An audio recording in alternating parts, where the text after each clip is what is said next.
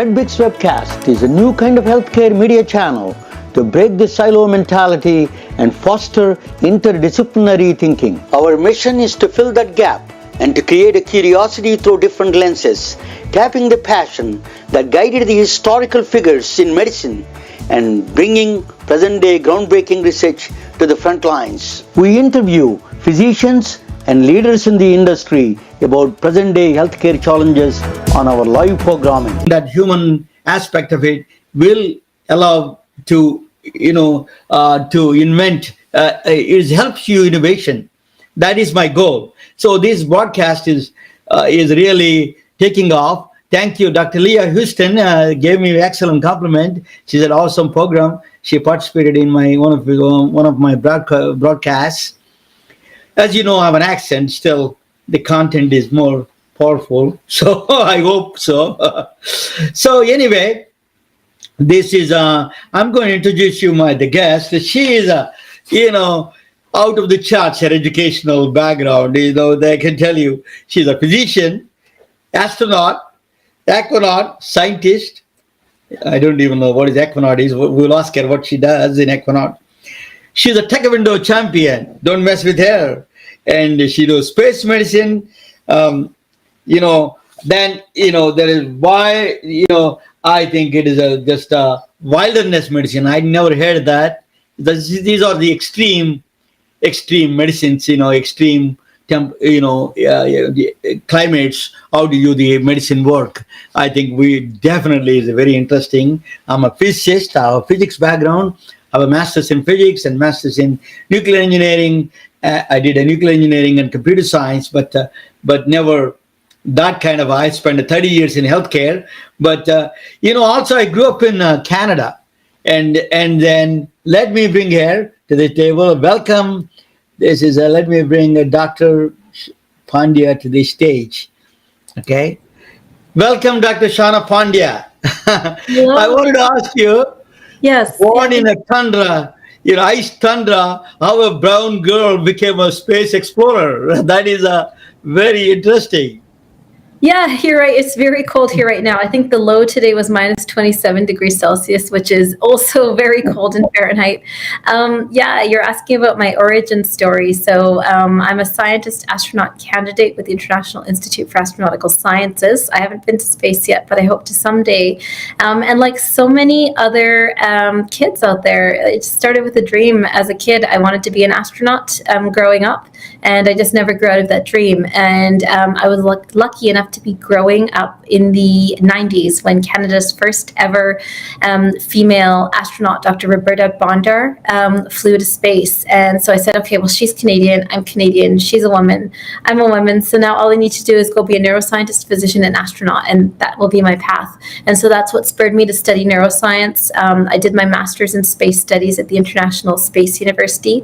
And that's when I really realized for the first time that you could actually make space medicine part of your career, and we can talk about what that field is later this hour. And then from then I went on to complete my medical degree and never really lost that appetite for human spaceflight. I had some amazing opportunities along the way. I was lucky enough to intern at the European Astronaut Center through the European Space Agency as part of my master's internship. I worked with their crew medical support office, and later on I interned at the NASA Johnson Space Center through an aerospace medical elective. So that space bug was there the whole time.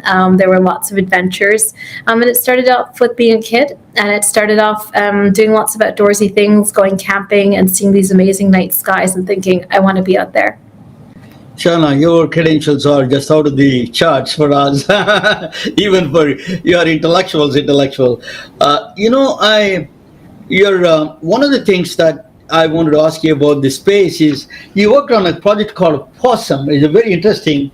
I want to tell you, mesosphere is mesosphere is as close as you can get in the Alberta. I went to school in Alberta. Oh, you did. I went to school in University of Edmonton for a short period of time. I experienced it was cold. I don't want to do that anymore. But pretty cold. Explain to me your science about the mesosphere is as cold as probably Alberta. Tell me about that mesosphere. Yeah, so that's actually the origin story of how this whole scientist astronaut candidate moniker came up. And so, how I got involved with the being a citizen scientist astronaut candidate is.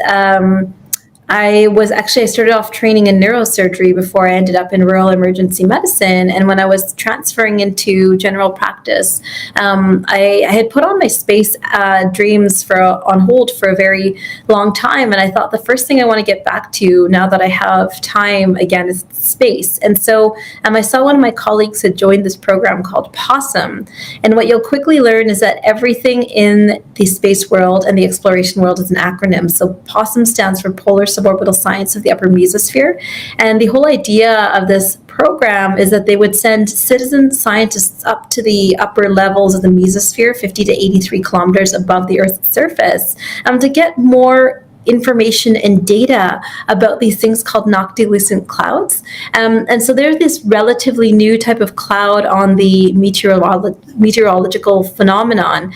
They've only been described since the mid to late 1800s. And they're thought to be a marker of climate change because they become more prevalent and are occurring at lower latitudes other than polar regions. And so we're seeing more and more of this new type of cloud, this noctilucent cloud, also known as a polar mesospheric cloud. So we need more data. And so with POSSUM, the idea was we would send these scientists up in suborbital flight to get more visual data, more atmospheric samples, to analyze the composition of these clouds and see what exactly is the relationship to climate change and how will this inform our knowledge of upper mesospheric changes secondary to global climate change. So there is a relationship between these clouds, the strange clouds that you're saying, that those are all climate change. That's interesting that you study about those clouds. Is that, if I understand? Yeah, it's like a canary in the coal mine because it's one of the first indications that there's, or not one of the first indications, but it is an indication that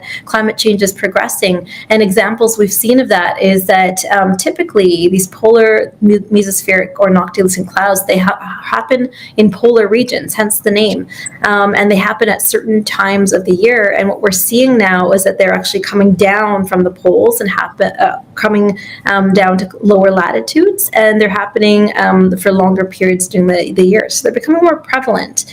And the link between climate change and noctilucent clouds is that the thinking is that with increased water vapors being trapped in the atmosphere, this creates a layer of ice crystals that seed the upper mesosphere, and those upper mesospheric ice crystals form the basis for the seeding and the formation of a noctilucent cloud. So it's not your typical greenhouse gas. It's actually water, increased water emissions as a byproduct of increased greenhouse gases that forms the basis of a noctilucent cloud. Interesting.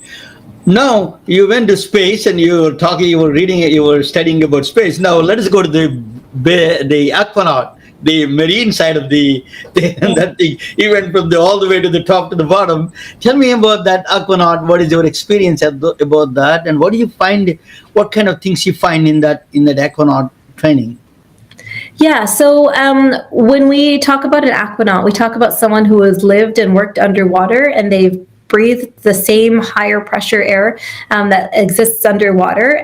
So it's the technical definition is someone who's breathed the same ambient air pressure as the surrounding water around them and who's been in that environment for more than 24 hours.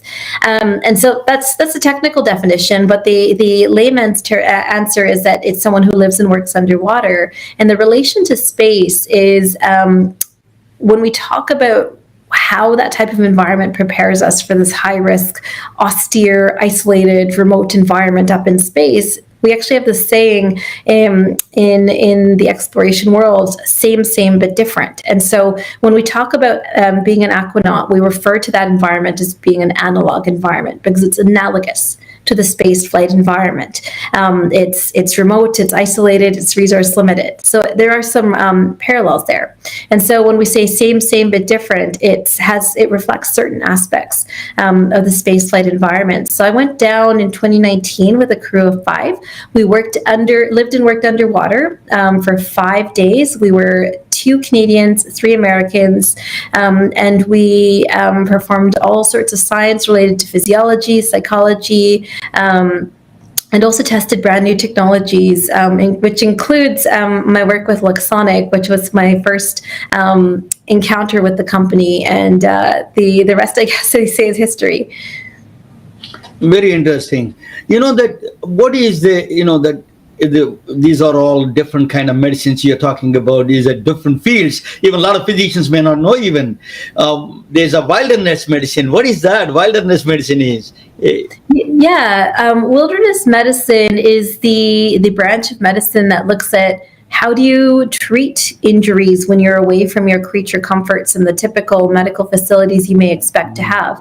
And so it pares down medicine into looking at, yes, you can assess, you can diagnose, and you can treat, but you're very resource limited. So how are you in turn going to be creative and resourceful to be able to treat a patient? So there's entire fellowships dedicated to this. There's entire conferences and societies dedicated to this.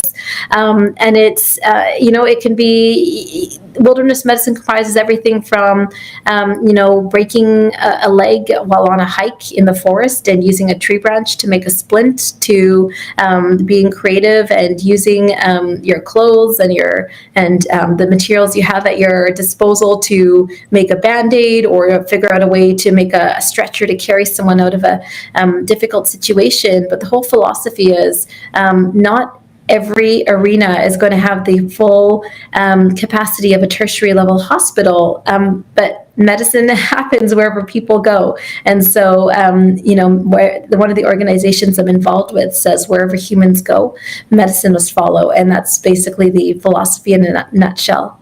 Shawna, if you go to the mesosphere, is there any relationship, anything space medicine you do on a zero gravity, microgravities, or is there anything that you do also some studies in that mesosphere or in polar region about the medicines related to medicine?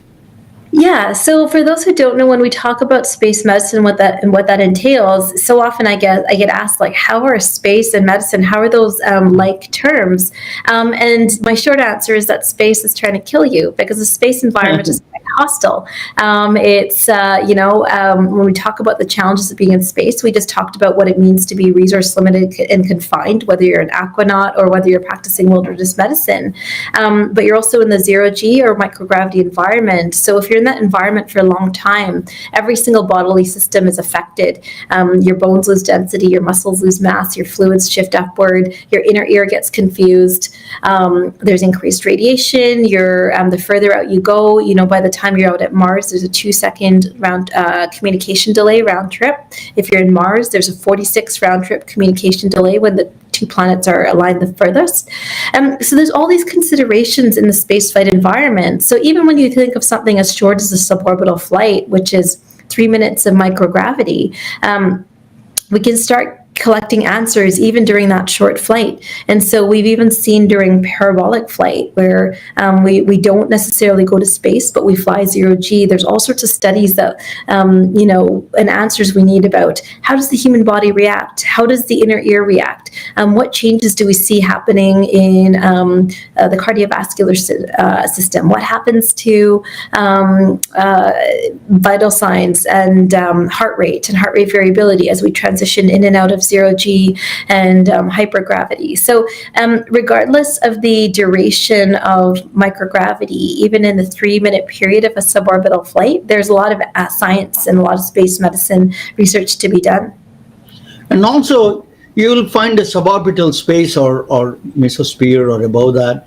The medicine that you do also, it accelerate the discovery of drugs, right? Pharmaceutical drugs, you can find it. I did a just small program on space medicine, a lot of protein growths and all those things. Explain a little bit, if I explain to our audience a little bit. There's this rising interest. Yeah, that's a really great question. That there's this rising interest in leveraging the microgravity environment to say how can this help us, and that includes for manufacturing. There's interest in using the micro-G environment for semiconductors, for fiber optic cables, and also for drug development. And so when we come back to these crystals that you were talking about, in the 1G environment, crystals don't grow evenly because they have that 1G gradient in force, whereas crystals in the 0G environment can grow larger and more spherically than they would on Earth. So there's thought to be advantages to being able to manufacture in 0G. So, when you go to the space, it's a microgravity, but when you go under the water, it's a basically enormous pressure, right? Is that the pressure so what are the things you come out of the pressure medicine in that? What are the things that in the diagnosis or treatment or discovery of medicines? What do you think in That's a great question. So the further down you go, the deeper you go, the more pressure there is to contend with. So for our Neptune mission, we were at the Jules Undersea Lodge, which was 20 feet of water. So it's actually not all that deep. And for most purposes, the pressure isn't considered to have a huge effect. That being said, we still noticed in very little subtle things, like the food that we brought down with us, little chip packages, they would scrunch down at 20 feet. The foam in our shoes would squish down at 20 feet. Physiologically, we noticed differences even at that depth. And then where NASA sends its astronauts to become aquanauts is called NEMO, or NASA Extreme Environment Mission Operations. And that underwater research facility is called, it takes place at the Aquarius Reef Base, just down the road from the Jules Undersea Lodge. So both are at the Florida Keys. They're only 13 miles apart. But Aquarius Reef Base is 60 feet underwater. So there's a lot more pressure all of a sudden. And so physiological effects that we studied during our mission included cognition and processing time, performance, concentration. We looked at stress levels. We looked at psychological resilience and well-being. So there's regardless of the depth, there's always lots of science to be uncovered, and the deeper down you go, there's more considerations. And so anyone who's a diver out there will know that once you're at depth for a certain period of time, you need to ascend slowly. Otherwise you risk a dive injury, because the bubbles that are in solution in your bloodstream will come out too quickly and cause emboli and lodge in bad places like your brain or your lungs, and it can, in the worst case scenario, cause seizure, coma, or even death. And so when you're at depth as an aquanaut, if you don't ascend at a set rate, you're putting your life at risk. So when you talk about decompression periods, at the Jules Undersea Lodge at 20 feet, there was no set decompression period because it was close enough to surface pressure. When you're down at the Aquarius Reef Base, you actually have to wait 16 hours and 47 minutes before you can surface safely. And so when you compare that to the International Space Station, suddenly it makes sense why you would use that place as an analog for preparing astronauts for space. Because if you have an emergency on the space station and you command an evacuation and escape in a Soyuz space capsule down to definitive medical care on Earth, it can be as little as 3 to 6.5 hours. So compare that, 6.5 hours from space to nearly 17 hours from 60 feet underwater. So that's the value of an environment like the Aquarius Reef Base for preparing astronauts for space. So, now we talked about physical stresses of in space and the underwater, and what about the psychological pressures they feel? Can you explain that a little bit? People don't understand what psychological pressures they have in space. And there was a movie, Brad Pitt did that one movie actually, under the sea, under the water. What are the psychological pressures they face, and what are the cognitive situations there?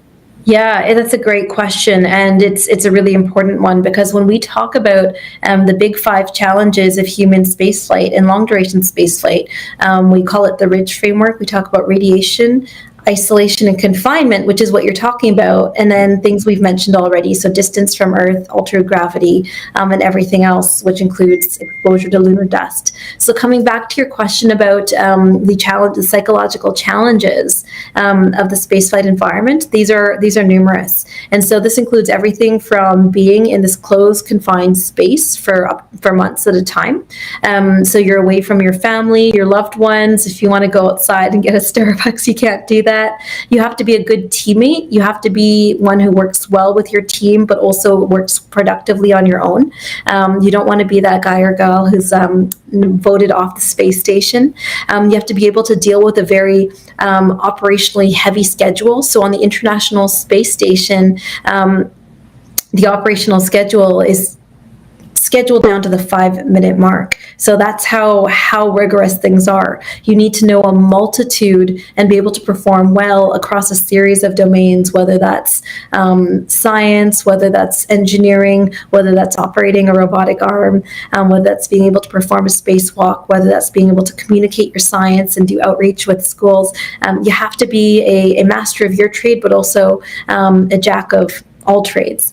And then the other thing that we don't think about is the day-night cycles and sleep, and how that contributes. So it's loud on station. So there's always distractions. There's mission control to respond to as well. And then when we talk about how the day-night cycles flip up on station, the International Space Station completes an orbit every 90 minutes. So every 90 minutes, there's a sunrise-sunset cycle. So 16 sunrises and sunsets per 24-hour period. So you can imagine that really must interfere with one's sleep cycle. And it depends on where you're going. So if you're going to the moon's equator, the lunar day consists of 14 days of day and 14 days of night. So there's all of these little things that keep piling up to potentially adversely affect one's psychological health, and that's why it's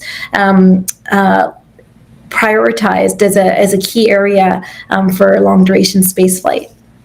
You're truly an inspiration for everyone, particularly young women. But I'm going to ask you about the venture that virtual reality. I will be, after I present my topic, and I'll be talking about that your venture about the virtual radiology. I've been involved in the radiology for a long time. I used to own an imaging center in Atlanta, and I did a radiology side quite a bit extensively. I participated. I will ask you, then I saw that little bit of video of that. It is an amazing. And I wanted to ask you once I get back on the little bit of different fields and then interdisciplinary field to the medicine.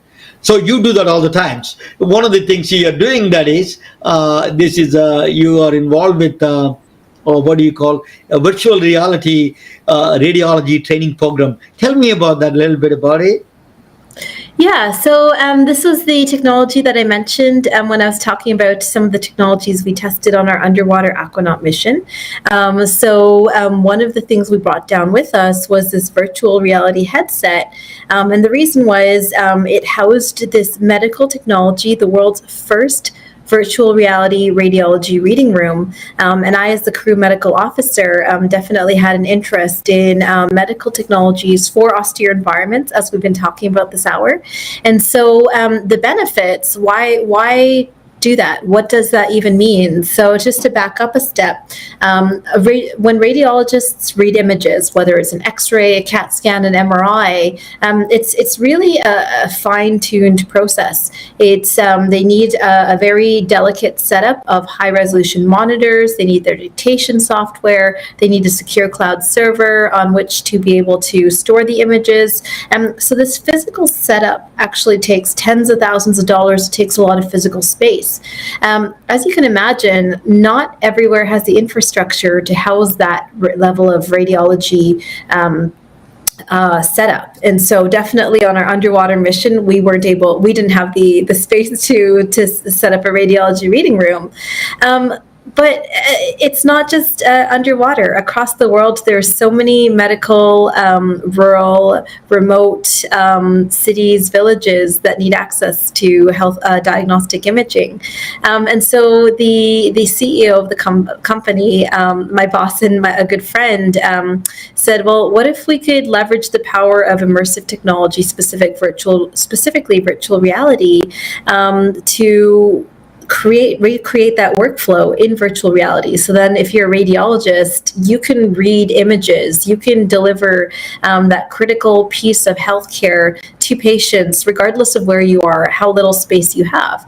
And so that thus was born the company Luxonic and this product Sievert. And so basically you put on the headset and suddenly you have access to your full slate of tools that you would as a radiologist. So to give you an example, when I was underwater on this mission, I took the headset with me and we did a simulation where we had a trauma and we'd imaged the patient.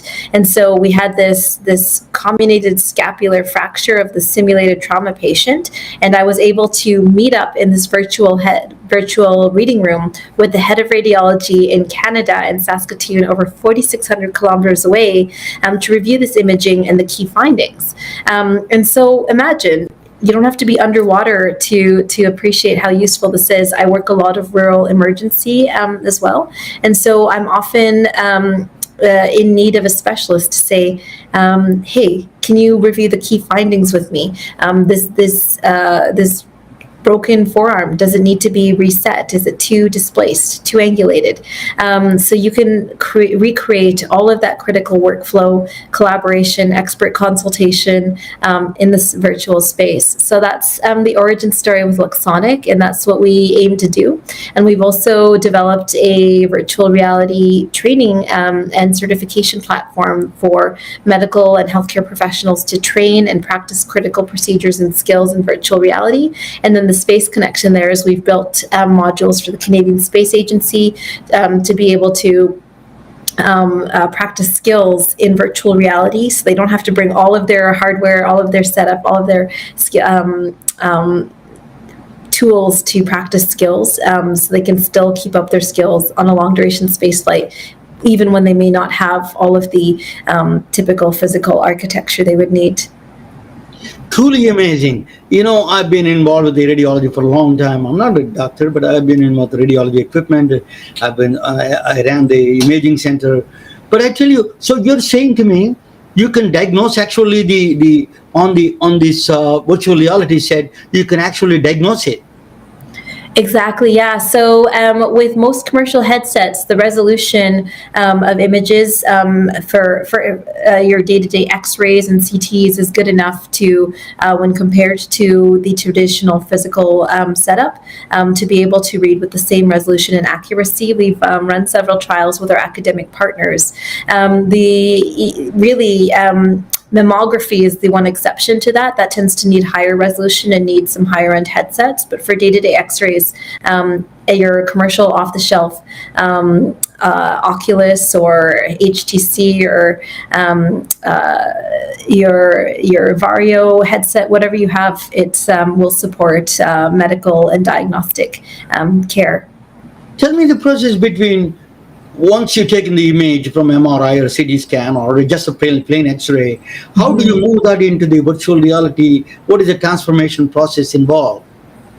Yeah, so for the technical details, I would have to refer you to our CTO.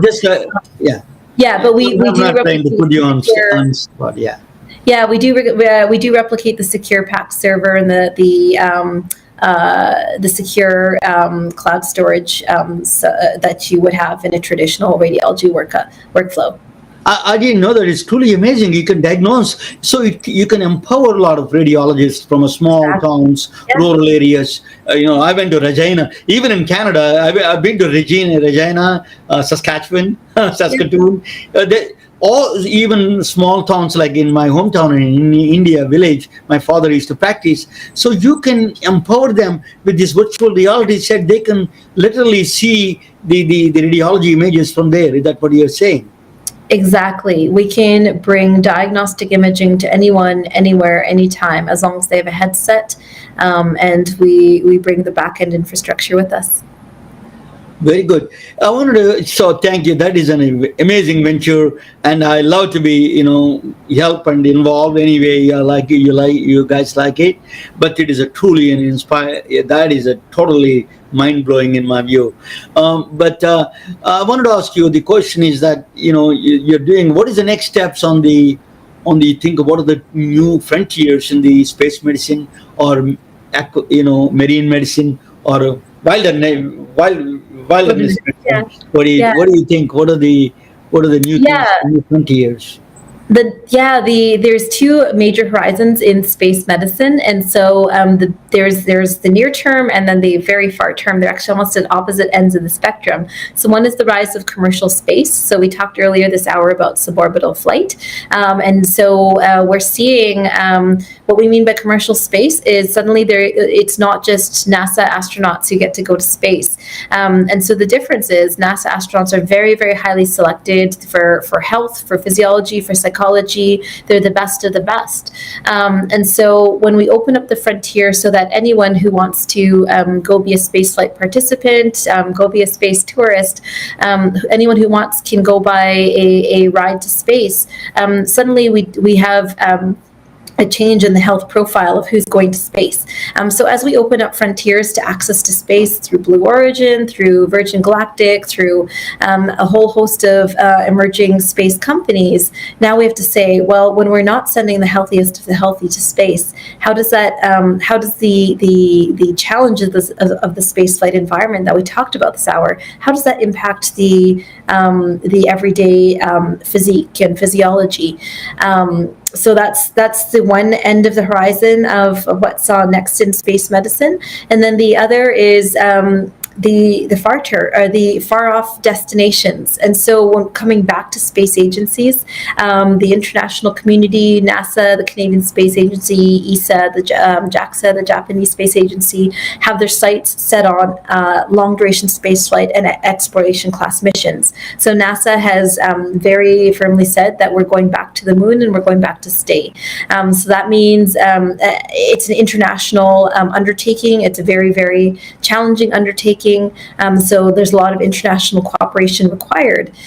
So coming back to what's on the horizon in space medicine when we look to far off destinations like the moon, it's realizing that we can't evacuate back to Earth if we have a major medical issue. The moon is 2 to 5 days away. One of the goals towards going to the moon is using it as a test bed for Mars, which is 6 to 9 months away. So now imagine you have a critical medical event on Mars. How do you empower your astronaut crew to be able to be autonomous and treat critical medical issues in situ? So along with that comes emerging technologies like virtual reality and immersive, like we talked about, for skills maintenance, 3D printing to acquire tools that you may need, AI and machine learning to help support diagnostics. So there's so many emerging technologies that will need to help empower us to not just survive, but thrive on the moon and Mars. So when I say there's two horizons for space medicine, it's commercial space and exploration class missions. Can you shed some light on the spacesuits? What is it about spacesuits? What are the commercialization of the spacesuit? Because a lot of people are going to go to the space now with the Virgin Galactic and the Blue, all those things. So, what are the things involved with the commercializing the spacesuit, and how do you monitor the quality and all those things? Yeah, that's a great question. So you had a nice image of that EVA extravehicular activity spacesuit up on that on the possum slide. Yeah. And so when I say in space and exploration, everything's an acronym. So when we talk about spacesuits, we talk about EVA and IVA spacesuits, and the difference is EVA is extravehicular activity spacesuit, so outside your spacecraft, and IVA is inside, intravehicular activity spacesuit. And so the reason we need it's pretty intuitive as to why you need a spacesuit outside of the space capsule. You need to protect it from the extremes of the temperature, the vacuum, the radiation, debris. So it's obvious as to why you need an EVA spacesuit. Yeah, that's the one. And then inside your spacecraft, especially on launch and landing for orbital missions, you wear an IVA or intravehicular activity spacesuit. And the reason is in case that there's an atmospheric compromise in your spacecraft or launch vehicle, you have a secondary mini spacecraft in the form of your IVA spacesuit, which you can put the visor down, pressurize, and have a habitable life support system within that suit. So to your question about how does that impact suborbital flight and Virgin Galactic and Blue Origin, these commercial companies are very committed to making spaceflight safe, comfortable. They want it to be more like commercial air travel. So we don't need any layer of protection when we fly on a transatlantic flight from New York to London, say. And so that's the same kind of environment that's been recreated in suborbital vehicles. They say it's so safe your grandmother could fly. We call that a shirt sleeve environment. And in fact, even NASA astronauts, the astronauts on the space station, once they have completed their docking maneuvers with the space station, they're not always wearing their spacesuit inside the space station. If you look at videos of astronauts on station, they're in comfortable clothes, they're in shorts, they're in t-shirts, they're in pants. So it's really more for the critical moments when there may be a loss of atmosphere or pressure in the launch vehicle. So to get into the last part of your question, you talked about commercial spacesuits, which is right up my alley, because that's one thing that we've been very privileged to do through Project Possum and the International Institute for Astronautical Sciences. We worked with Final Frontier Design to test both their EVA and IVA spacesuits. We've tested them in zero-G, we've tested them in water scenarios. And this comes back to your question of how do you trust your spacesuit? How do you know it's safe? And the answer is, before you can send anything to space, you have to test, and then test some more. And before something can be deemed truly space ready, it actually goes through a series of TRLs. So there's another acronym. TRL means Technology Readiness Level. So for space technologies, this exists on a scale of 1 to 9. 1 might be something that you just, an idea that you just scribbled on the back of a napkin in a bar, so it's concept phase. And 9 is something that has spaceflight heritage and is you can trust to operate in space. And somewhere along the way, technology level 6 to 7 is something that you've tested in a space-like environment, like the parabolic flight. And so way before a technology like a spacesuit makes it to space, it's been tested in all sorts of space and space-like environments to make sure you can trust the engineering of the spacesuit. What kind of material they use for the spacesuit in general? Yeah, it depends on the layer of the spacesuit you're talking about. So all of these, the anatomy of a spacesuit is fascinating. So you have outside layers that may be cloth. And in the case of the EVA spacesuit, you have increased radiation protection, for example, on the visor. On the insides of these spacesuits, you may have these coils of liquid tubing to help cool the tube. You may have various new materials and plastics on the inside to be waterproof, to be able to seal against the environment. So it's actually a multitude of materials that's used. It depends on the layer of the suit that you're talking about. These kind of technologies are useful. People think it only applies in the space or some under the water. But I found out recently that in NASA they gave a spin-off for menopause. For a menopause woman, they can use the gloves technology for the variation of the temperatures in their menopause, going through menopause.